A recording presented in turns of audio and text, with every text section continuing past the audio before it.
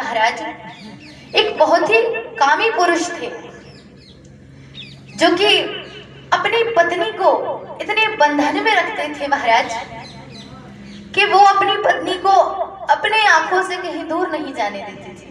कभी अपनी पत्नी को मायके नहीं जाने देते थे।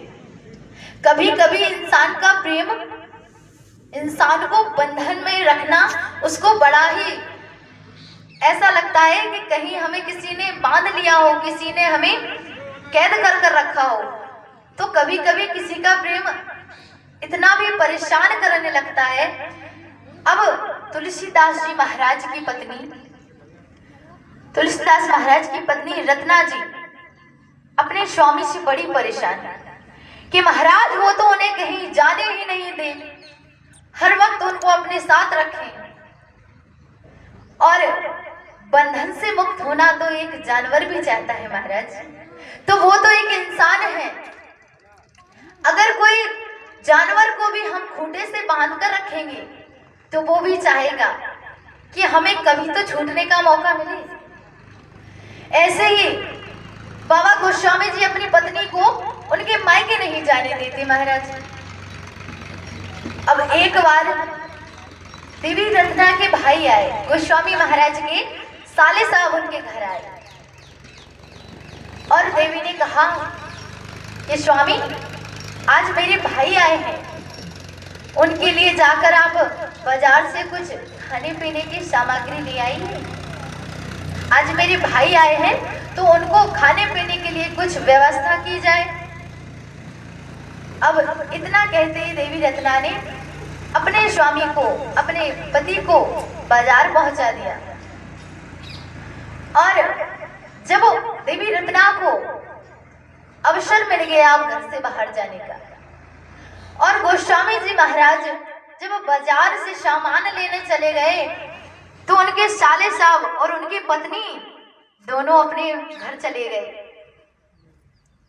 अब गोस्वामी जी महाराज बाजार से जब आए तो उन्होंने देखा कि ये रत्ना देवी जी कहीं दिखाई नहीं दे रही। अब वो बार बार चिल्लाते हैं, देवी जी, रत्ना, देवी रत्ना, आप किधर हो, कहाँ हो आप? अब वहां हो तब तो वो जवाब दें। वो अपने भाई के साथ अपने पीहर चली गई। महाराज अब तुलसीदास जी महाराज मन ही मन बड़े व्याकुल हुए। अब वो सोचे कि कहाँ चली गई, कहीं उनके भाई आए थे, उनके साथ वो अपने मायके तो नहीं चली गई।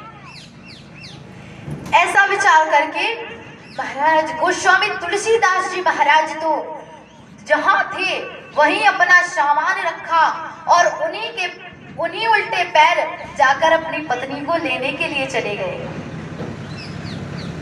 अब जब वो अपनी पत्नी देवी रत्ना के यहाँ गए तो उनके घर जाने में रास्ते में नदी पड़ती थी और अब वह इतने काम में थे, इतने मोह में थे अपनी पत्नी के कि उनको कुछ दिखाई ना दे। घनघोर बारिश हो रही है, बिजली कड़क रही है महाराज, नदी इतनी बह रही है कि उनको अपनी पत्नी के अलावा कुछ नहीं दिख रहा है। अब नदी में बहता हुआ एक मुर्दा आया